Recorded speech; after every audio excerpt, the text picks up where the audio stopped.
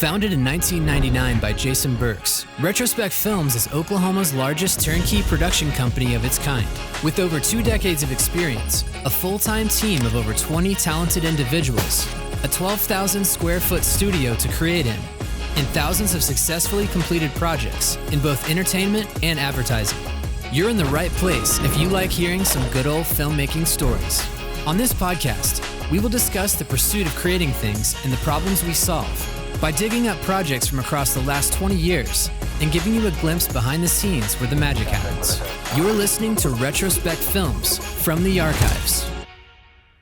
Hello, and thanks for joining us on Retrospec from the Archives, where we dig up projects from the past and talk about all the different things that we did to create those projects, from cinematography, planning, producing, writing, and all the different aspects that go into the things that we do here at Retrospec Films. Joining me today is Adam from our swing department, of post-production and shooting. Adam spends a lot of time in both of those: shooting, directing, editing, coloring, start over. Yep. And Jacob, our film production director, who spends most of his time with his hands on cameras. Yep. And then a little bit of time in front of the camera when the opportunities arise. Yeah.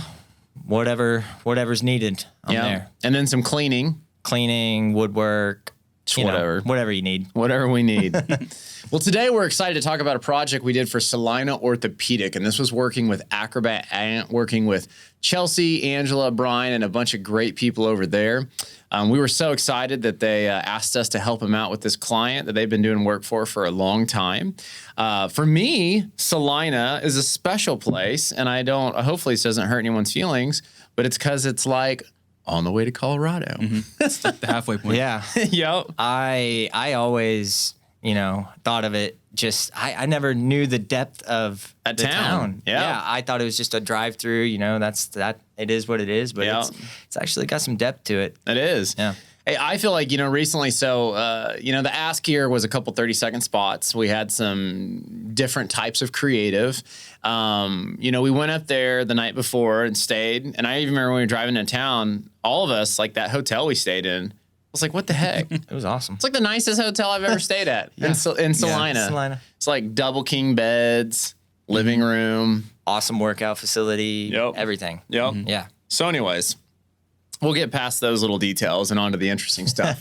So creatively, this was we kind of had 2 different directions. We had one that was your probably more typical style spot, interviews with doctors, cover footage of patients, talking about some of the services they offer. And then another creative that was a little bit more in lines with what you might think of as a Nike ad or something that's sports, athletics, intentional transitions, etc.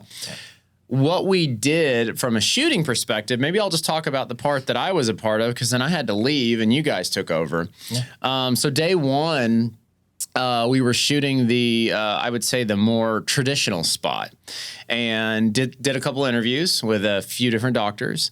Those interviews, I guess it's normal for us to be intentional with interviews. I mean, we try to be intentional with everything, but I think these more specifically, I was really trying to make sure that this is a weird detail, but I just wanted to have I wanted the negative side to really go away on the guy with the beard. I can't remember his name, but I just liked his beard and he looked good. And I was like, I just want the negative to fall off. So I got a little out of control with the negative in there. I don't know if you guys remember the amount of floppies I had going. It's like, what is happening in this room?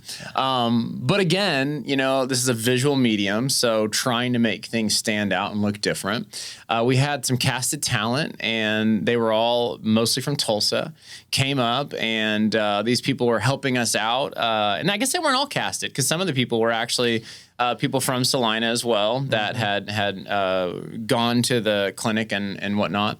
Yeah. And it was a pretty basic day. We filmed that stuff. We kept it bright, kept it clean, kept it energetic, shot some off speed, shot some real time. And then it was on to day 2. So maybe we can talk about day 2 shooting, and then we can talk about the way the spots turned out. It seems like, maybe not to be jumping all over the place, but maybe it would be a good moment to run the spots. So why don't we fire those off and check out these 2 spots? We got one that I believe is, actually we have 30s and 60s of each. Just a 60 so far. 60 of the each. One we did. Okay. Is yours a 62? Yeah, so 260. So let's check those out. To be able to help the people that just live down the street from you and that you see out in the community, it's a very rewarding experience. We have 24-hour coverage here. Our ability to make sure that somebody is going to be seen as rapidly as possible is key to making people happy. I think patients should choose Salina Regional Orthopedics and Sports Medicine because we offer a very comprehensive approach. We can offer patients the same surgeries they might get in larger cities to help keep them right here at home. Robotic surgery is the up-and-coming way to do things. The procedures are good without robots. Robotics makes them that much better. My goal is to keep them active and functioning at the highest level, giving the most comprehensive care that we can. I get to go to work every day and do exactly what I enjoy most. Fortunately, it benefits other people. Our job is to help improve quality of life. We do everything we can through evidence-based medicine to help people get back to the things that they enjoy.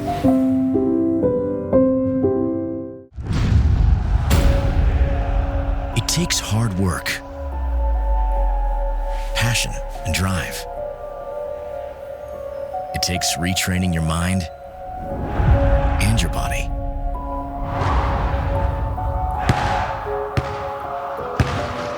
But once you do, you can't be stopped.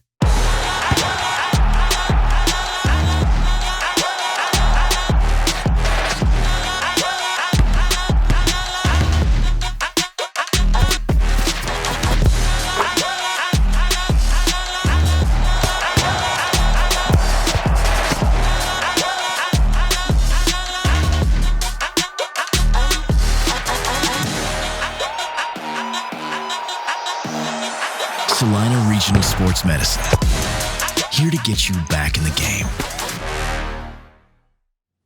Okay, so let's talk about day 2. I don't know who wants to start. Maybe Adam, why don't you start? A little bit of the theory, the approach, the thought process.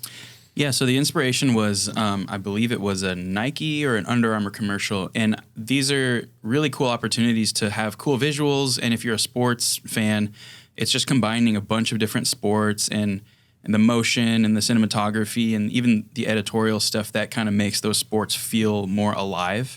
And so that was what we set out to do. And so it really started the night before. So after day 1, we went to go eat after we our party split ways. And we really just wrote it down on a piece of paper, like these match cut scenarios that we had in mind. And we came up with a list of probably like 30 or 40 different shots, and then split those among each of the athletes. So just to set it up, we had, I think it was 4 athletes, a basketball player, a football player, a track runner, and a soccer player. Soccer, yep. And each of them were on the field doing their sport, and then also in the training facility getting worked on by the trainer. So our spot was to show off the orthopedic sports science side of the health center. And so that was our challenge because we really only had about 15 minutes with each athlete. Yeah. So we had to make that really specific list to use our time most efficiently, to light everything well, to track and plot out what each person was doing and how they would relate to each other in the edit. And so Hightower really took it on himself to run around with them and do all that stuff. So what was that like? I absolutely love those kinds of, shoots where it's like you're sweating with the athlete that you're running next to. It's just fun. It creates really good movement and really good visuals for the audience to see, I think. And, I love working with Adam as well because it will push me out of my normal style of shooting. I'm usually just kind of like either a slider or really kind of just portrait-esque on the handheld. And then so when we get into this different kind of shooting, I love having a different brain to bounce off of too, to where it's like, hey, is this going to work in the edit? And he gets to kind of just like analyze it and go, yeah, I can make that cut here work that way. So it's really fun working in that kind of environment with somebody else that's going to edit the video essentially. So it was really fun.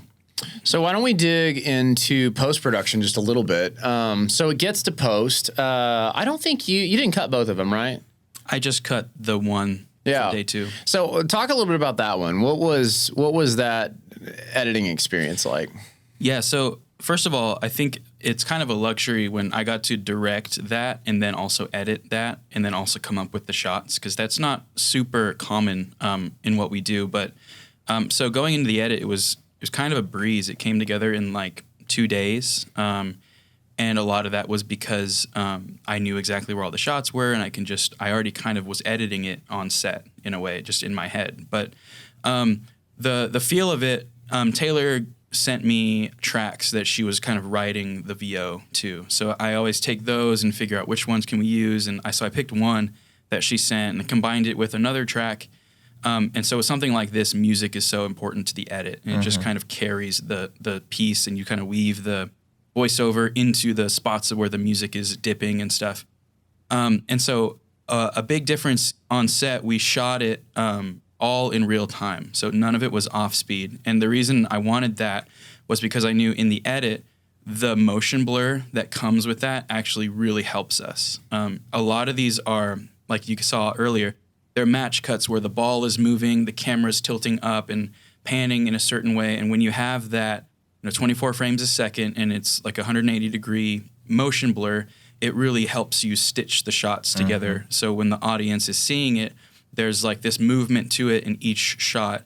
The motion blur actually helps to make it look like the ball is moving. And even though you've cut it, as long as the camera is moving in the same direction, it looks like it was just one fluid movement. And you kind of, it's not, but it just kind of tricks your brain for a second, makes it a little bit more unique of a viewing experience. So using a lot of those things, the shot list we came up with the night before, those little cinematography, helpful tricks, it really helped it come together. And I think I really just stitched it together the way we planned the night before. And the client, they really liked it. And, we're putting it out there pretty soon. Yeah.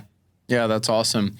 Jacob, I'm kind of curious, which I don't know if you'll recall these things, but talk a little bit about the different kinds of lensing and camera rigging and stuff that you guys used on day 2. Yeah, day 2, it was very much, we used the Ronin quite a bit of the day, and I would have to kind of undersling it to where I would get lower to the ground, and it was hard stabilizing that running full speed. So I would legit just have to run with the Ronin and not look at the screen and just go for it on some of those shots. And then we had Brandon Forbes and some of it, and even you shot some handheld. You shot some on the Ronin as well, but it was Ronin handheld, but it was very much like he said, we shot everything in real time, and we shot with the 30 to 90, so we had the versatility of just right there. We didn't have to switch any lenses. If we wanted a medium shot, we got it. If we wanted a tight, we got it with the handheld. And we had the 18 to 35 on the Ronin, so we could capture the wider shots. But that we were doing some motion stabilizing tracking with those shots too. So we had to think of the framing as we were doing the shots. We had to frame out just a little bit to accommodate for that motion stabilizer stuff to happen in post. I forgot about that. So that was really cool to shoot in a way to where you have to think of it in a different sense. You're like, oh man, I'm shooting way too wide, but he had to keep explaining to me, well, in post, we're going to be able to use some of this and zoom in on these people, and we're kind of shooting visual effects plates at some point. So yeah. Yeah, and another thing just worth touching on, just to bring this thing to completion, the kind of texture of that spot, the color grading, and I'm assuming you've probably touched those pieces as well. Did you have motivation behind that? Yeah, a lot of it was just looking at what I've seen in the film space, so just kind of emulating a film stock that is just kind of unique to a lot of the sports and action stuff, and there's something that's kind of like, it feels like it's like a homemade kind of, we put a lot of grain and and color passes on it that made it really feel like it was something you could have watched on TV maybe back in the 80s or something. But combining that with modern day looking clothes and the doctor's offices and stuff. So we just wanted it to kind of feel that universal all the way through. Yeah. I think one of the things that is pretty cool about it when you think about the fact that Salina is a small community and they serve colleges and high schools and things like that with the things they do for sports. The spot, I mean, in my opinion, looks like a national spot. It's pretty awesome. And I think that is all. What's great about it is you see the logos and the brands of Kansas stuff in there. So it kind of brings it all local, which is great. And I think, probably about the time you guys were like right in the heat of battle, I had already wrapped a shoot in Kentucky and was probably just like sipping on bourbon or something. I think so. I think you were. I can't remember. We drove back the night of day one, and then we flew to Kentucky to film something else. So I felt kind of bad. That's what we got to do. That's how it goes. Multiple sometimes. teams, we got to get out there and do it. Got to do the thing. Yeah, so. exactly. Well, awesome. Well, we appreciate you guys joining us on this episode of Retrospec from the Archives. If you enjoyed it, please go check out other episodes. We have over 20 different episodes of projects that we've done throughout the years, going into all the behind the scenes aspects. Also, you can check out our website to learn more about Retrospec, and that's retrospecfilms.com. And we will see you on the next episode. Later. See ya. Bye.